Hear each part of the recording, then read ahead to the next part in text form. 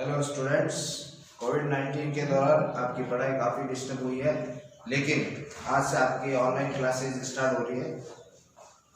Class 5 ये है आपकी किताब बुक क्लास 5 इंग्लिश सेकंड, जो आप जल्द से जल्द परचेज करें ताकि पढ़ने में कोई प्रॉब्लम नहीं हो।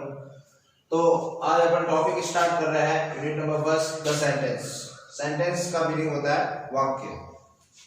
तो सबसे पहले अपन डेफिनेशन देखते हैं। A sentence is a group of words which make complete sense.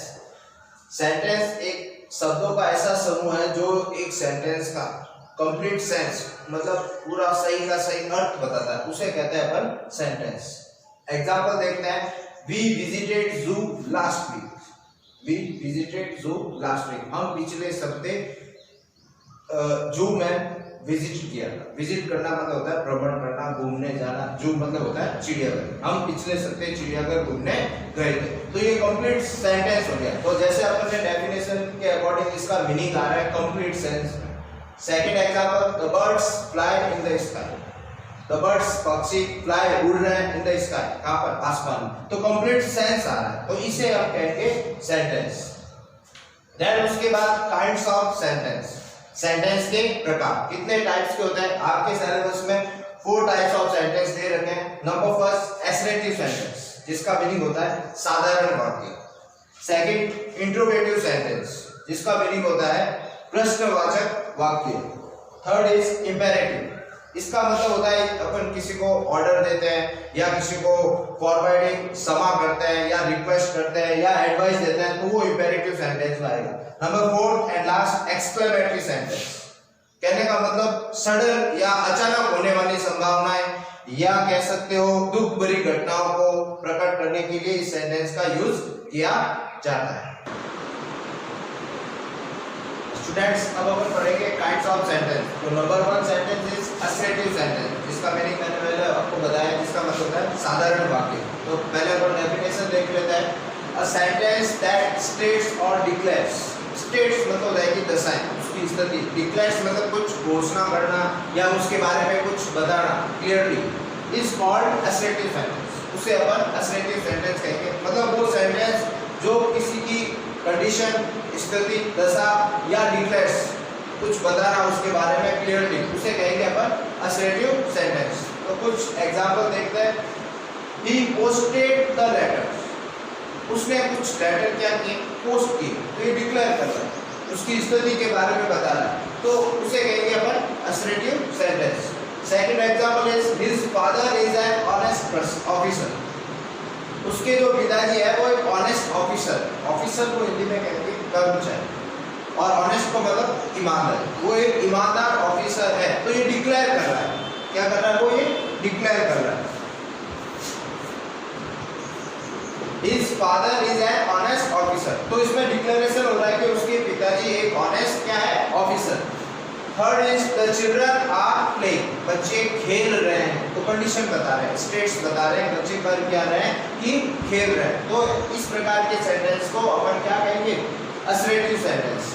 इसमें एक नोट है, assertive sentence always ends with full stop. कि ये जो सेंटेंस होंगे वो हमेशा एंडिंग किस पे होगी? उसकी फुल स्टॉप पे।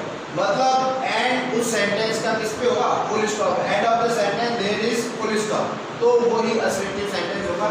ये इसकी एक आइडेंटिफिकेशन हो गई कि assertive sentence always ends with full stop.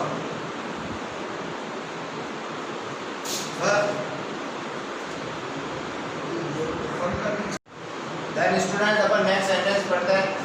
Interrogative sentence, जिसका मीनिंग होता है प्रश्नवाचक वाक्य। अपन किसी से क्या करेंगे? क्वेश्चन, तब ये सेंटेंस अपने यूज में आएगा। अपन से कोई क्वेश्चन कर सकता है या अपन किसी से क्वेश्चन करेंगे तो उसे कहेंगे इंट्रोगेटिव सेंटेंस।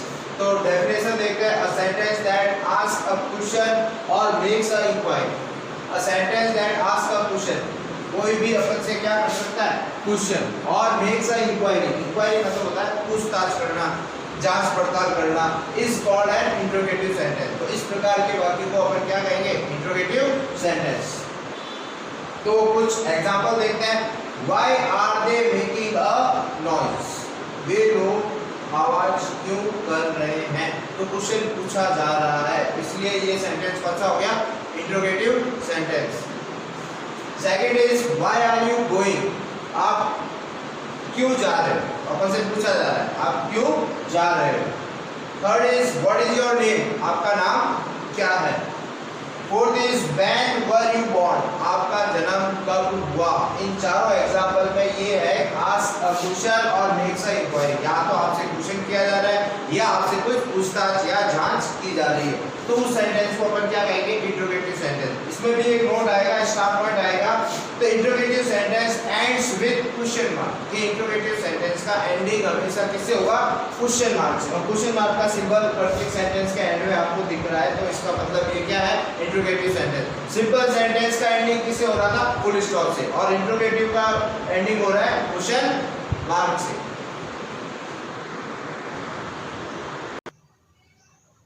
स्टूडेंट्स अब अपन थर्ड सेंटेंस पढ़ेंगे, जिसका नाम है imperative sentence. A sentence that express an order, a request, an advice और a forwarding is called imperative sentence. जैसा मैंने आपको पहले बताया शॉर्ट में, अ सेंटेंस दैट एक्सप्रेस मतलब बताना, व्यक्त करना, एन ऑर्डर मतलब आदेश, जो किसी ऑर्डर देता हो या आदेश देता हो। अ रिक्वेस्ट मतलब प्रार्थना करना, एडवाइस किसी को सलाह देना, फॉरवर्डिंग किसी को क्षमा करना, इज कॉल्ड इंपेरेटिव सेंटेंस। ऐसे सेंटेंस को अपन क्या कहेंगे, इंपेरेटिव सेंटेंस। ये इसके कुछ पॉइंट्स हैं, ऑर्डर, रिक्वेस्ट, एडवाइस और फॉरवर्डिंग। तो अपन एग्जांपल देखते हैं। स्टैंड अप, अपन बोलते हैं स्टैंड अप, खड़े हो जाओ, तो ये क्या हो गया, ऑर्डर। इस सेंटेंस का पहला जैसे मैंने लिखा था एन ऑर्डर, किसको एक्सप्रेस करेगा, ऑर्डर को, तो ये सेंटेंस देखो स्टैंड अप, ऑर्डर आ रहा है, तो ये सेंटेंस कौन सा हो गया, imperative. Second example is give me money for few days, कुछ दिनों के लिए मेरे को क्या दो, पैसे, तो अपन क्या कर रहे हैं, रिक्वेस्ट, तो इसमें कौन सा एक्सप्रेशन आ रहा है, रिक्वेस्ट का। ये वर्ड सेंटेंस में इंक्लूड नहीं होंगे, इनके एक्सप्रेशन आएंगे सेंटेंस में। Third is help the poor daily, गरीब की हमेशा क्या करो, सहायता, तो ये अपन को क्या हो गया, advice. Do not talk all the time, do not talk all the time, पूरे समय बातें नहीं करनी है, तो ये क्या हो गया, ऑर्डर। तो this is the imperative sentence.